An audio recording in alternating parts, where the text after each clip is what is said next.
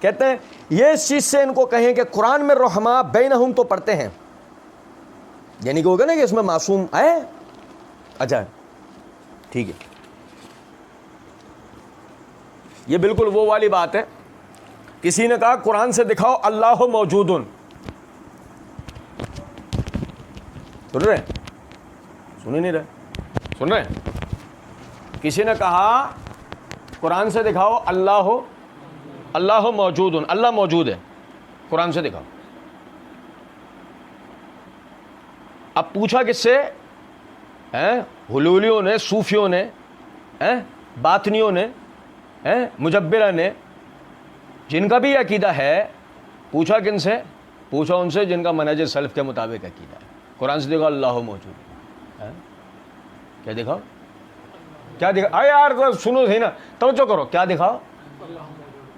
کیوں؟ الرحمن علی العرش استوی،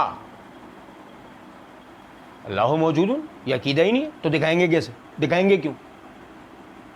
اور بھائی میرے پیارے یار سمجھے ہی نہیں ہم بات کو. ارے یہ عقیدہ ہی نہیں ہے، نہ قرآن نے دیا نہ حدیث نے، تو لفظ کیوں دکھائیں گے ہم؟ جس کا عقیدہ ہوگا وہ دکھائیں گے. جس کا یہ عقیدہ ہوگا یہ لفظ بھی ذمہ داری اس کی ہے. اور سنو ذرا بات کو کہ صحابہ معصوم ہے قرآن میں. کس کا ہے یہ عقیدہ؟ کس کا ہے یہ عقیدہ؟ کسی کا بھی نہیں. تو دکھائیں گے کیوں؟ ہاں مرزا جی آپ کو ہم ایک چیز دکھائیں گے، رحماء بینہم، کیا وہ معصوم ہے؟ سنیے گا ذرا بات کو.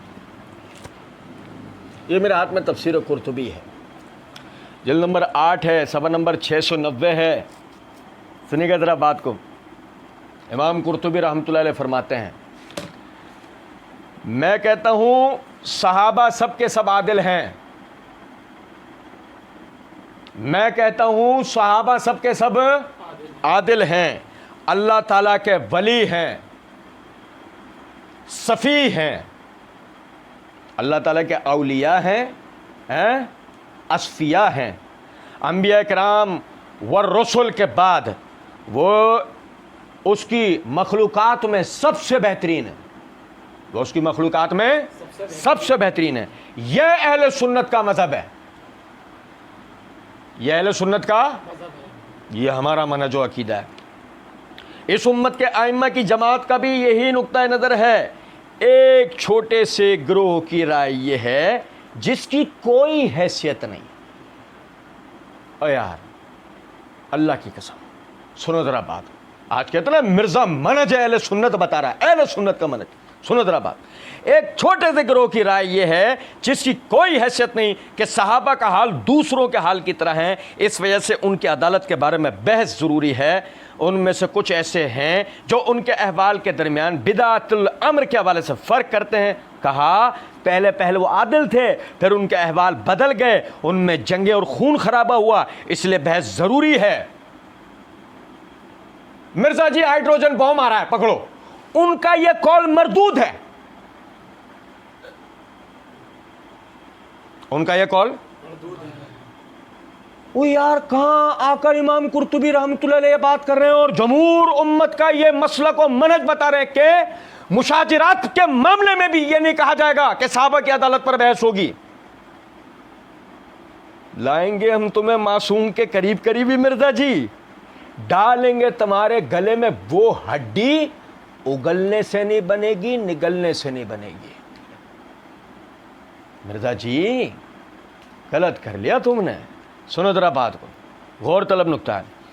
وہ کہتے ہیں ان کا یہ قول مردود ہے کیونکہ صحابہ اکرام میں بہترین اور جلیل القدر ہستیاں جیسے سیدنا علی، سیدنا طلحہ، سیدنا زبیر رضوان اللہ علیہ مجمعین جو ان ہستیوں میں سے ہیں جن کے اللہ تعالیٰ نے تعریف کی، ان کا تذکرہ کیا، اللہ تعالیٰ ان سے راضی ہوا، یہ اللہ سے راضی ہوئے اور اس ارشاد کے ساتھ ان کے ساتھ جنت کا وعدہ کیا، مغفرۃ و اجرا عظیما، خصوصاً 10 عشرہ مبشرہ جن کی جنت کی بشارت رسول اللہ صلی اللہ علیہ وسلم نے دی، وہ سردار ہیں جب ان کے بارے میں کثیر آزمائشیں اور امتحانات آتے رہے۔ یہ سب کچھ نبی اکرم صلی اللہ علیہ وسلم کے بعد ہوا جس کی خبر نبی اکرم صلی اللہ علیہ وسلم انہیں دے گئے تھے۔ ایسے امور ان کے مرتبے اور فضیلت کو ساکت کرنے والے نہیں، کیونکہ یہ امور اجتہاد پر مبنی ہیں، ہر مجتہد ثواب کا مستحق ہوتا ہے۔ اللہ نے جو تعریف و توثیق کری وہ یہ ان کے بعد کے اختلافات کو جان کے کی،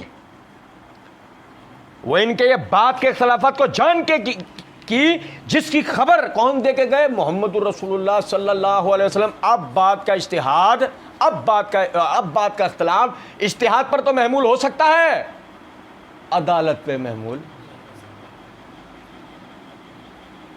بھائی میرے پیارے سنو ذرا بات کو، وہ کہتے ہیں رحم دل ہونے کا قطعاً یہ مقصد نہیں، ان میں اختلاف رائے نہیں ہو سکتا۔ مرزا جی اصل میں بات یہ ہے، تم پتہ کرتے کیا ہو؟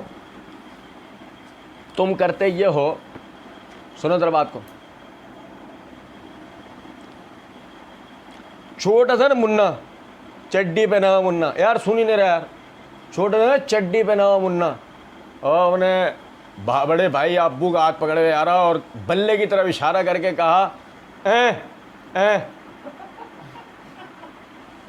سنو، جیسے وہ بلہ اس نے اٹھایا نا، اس میں فوراً ہی دوسرے ٹافی کی طرف اشارہ، اس نے ٹافی اٹھایا نا چاکلیٹ کی طرف اشارہ۔ یہ ہے مرزا، میں صحیح بتا رہا ہوں آپ کو، مرزا یہ ہے، یہ اشارہ کرتا ہے ایک بات کی طرف پھر دکھاتا دوسری تیسری چوتھی۔ یہ چڈی پہنا ہوا وہ منا ہے، لیکن یہ منا، یہ وہ والا منا ہے جو منا اپنے لیے پارٹ 1 میں کہہ کے آ چکا ہے، مجھے ننا مودودی مت کہو، مجھے فتنہ کہو۔ ہم تو پھر رعایت کر دیتے ہیں مرزا جی کے ساتھ، یقین کریں۔ حافظ ابن کثیر رحمۃ اللہ علیہ کہتے ہیں، سنو ذرا بات کو، رحما بینہم کا معنی بتا رہے ہیں، کہہ رہے ہیں رحما بینہم، اس کا مطلب یہ نہیں کہ اختلاف رائے نہیں ہو سکتا۔ امام قرطبی اعلیٰ میں نے آپ کو بتایا، یہ میرے ہاتھ میں تفسیر ابن کثیر ہے، ٹھیک ہے بھائی جان، اس کا جلد نمبر ہے 5، صفحہ نمبر ہے 146۔ یہی آیت کی رحما بینہم کی تفسیر کرتے ہوئے حافظ ابن کثیر رحمۃ اللہ علیہ کہتے ہیں، اور ان کی مثال انجیل میں مانند کھیتی کی بیان کی گئی ہے جو اپنا سبزہ نکالتی ہے، پھر اسے مضبوط اور قوی کرتی ہے، پھر وہ طاقتور اور موٹا ہو جاتا ہے اور اپنی بال پر سیدھا کھڑا ہو جاتا ہے۔ اب کھیتی والے کی خوشی کا کیا پوچھنا ہے؟ اسی طرح اصحاب رسول صلی اللہ علیہ وسلم ہیں کہ انہوں نے آپ صلی اللہ علیہ وسلم کی تائید و نصرت کی، پس وہ آپ کے ساتھ وہی تعلق رکھتے ہیں جب پٹھے اور سبزے کو کھیتی سے ہوتا ہے۔ یہ اس لیے کہ کفار جھیپیں، یہ اس لیے کہ کفار جھیپیں۔ امام مالک رحمۃ اللہ علیہ نے اس آیت سے رافضیوں کے کفر پر استدلال کیا ہے، کیونکہ وہ صحابہ سے چڑھتے ہیں اور ان سے بغض رکھنے والا کافر ہے۔ علماء کی ایک جماعت بھی اس مسئلے میں امام صاحب کے ساتھ ہے، صحابہ کرام کے فضائل میں اور ان کی لغزشوں سے چشم پوشی کرنے میں بہت سی احادیث آئی ہیں۔ خود رب تعالیٰ نے ان کی تعریفیں بیان کی اور ان سے اپنی رضامندی کا اظہار کیا ہے۔ کیا ان کی بزرگیوں میں یہی سب کافی نہیں؟ پھر اللہ تعالیٰ فرماتا ہے، ان ایمان والوں اور نیک اعمال والوں سے اللہ تعالیٰ کا وعدہ ہے کہ ان کے سارے پچھلے گناہ معاف اور ان کا اجر یعنی بڑا اور رزق ان کا عزت والا، ثواب ان کا بڑھ چڑھ کر اور بدلہ بہت ہی بڑا۔ یاد رہے کہ منہم میں جو من ہے وہ یہاں بیان جنس کے لیے ہے کہ اللہ تعالیٰ کا یہ سچا اور اٹل وعدہ ہے۔ جنس کون ہے؟ صحابہ۔ جنس کون ہے؟ صحابہ۔ مراد یہ نہیں ہوگا صحابہ میں سے۔ حافظ ابن کثیر نے کیا نقطہ بتایا؟ یہ من یاد رکھو، یہ من بطور جنس کے استعمال ہوا، مطلب من اصحاب یعنی سارے کے سارے۔ اس کا مطلب یہ نہیں ہے، جب آگے کرے گا مرزا یہ بات کہ تین کیٹیگری۔ حافظ ابن کثیر نے یہ موت کر دی تینوں کیٹیگری کی۔ من جنس میں مراد صحابہ، جب کہا جائے تو سب اس فضیلت کے حقدار ہیں۔ کہتے ہیں اللہ تعالیٰ کا یہ سچا اور اٹل وعدہ ہے جو نہ بدلے نہ خلاف ہو۔ ان کے قدم با قدم چلنے والے، ان کے روش پر کاربند ہونے والوں سے بھی اللہ تعالیٰ کا یہ وعدہ ثابت ہے۔ کیا کرتے جا رہے ہیں حافظ ابن کثیر؟ ایک ہی آیت سے مرزا جی کو ایسے ٹانگتے جا رہے ہیں۔ بھائی کھیتی پہ مالک نے محنت کی، پکنے جیسی کھانے جیسی ہو رہے گی تو ہی مالک خوش ہوگا نا۔ صحابہ پہ محنت کی اور اگر وہ ایسے نہ رہے تو کیا سوچ کے اللہ نے ان کے فضائل بیان کریں؟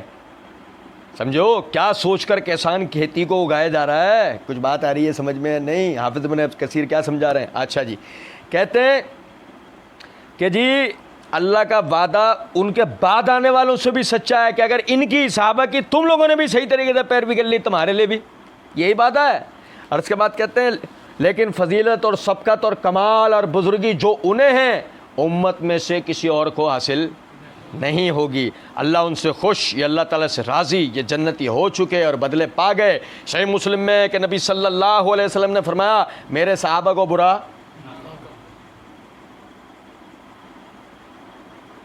یہ وہ حدیث ہے مرزا اور مرزائیوں کا ایمان ناپنے کا پیمانہ. میرے صحابہ کو برا، ان کی بے ادبی اور گستاخی نہ کرو.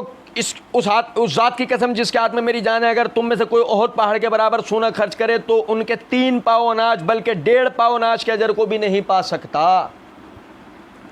کیا بتا رہے ہیں حافظ ابن کثیر؟ ہاں، رحمہ بینہم، اختلاف رائے نہیں ہو سکتا. اختلاف رائے ہونے کے بعد بھی وہ سارے سب سے خاموش رہ کے ان کے لیے کیا نظریہ بتایا؟ سب کون ہے؟ جنتی. اور تو کیا کر رہا؟ یہ تو سلف کا طریقہ ہی نہیں تھا، کبھی بھی نہیں تھا. اور تو شروع میں بتانے بیٹھا تھا کیا میں اللہ کا فہم بیان کروں گا، اللہ کے رسول کا فہم بیان کروں گا، سلف کا.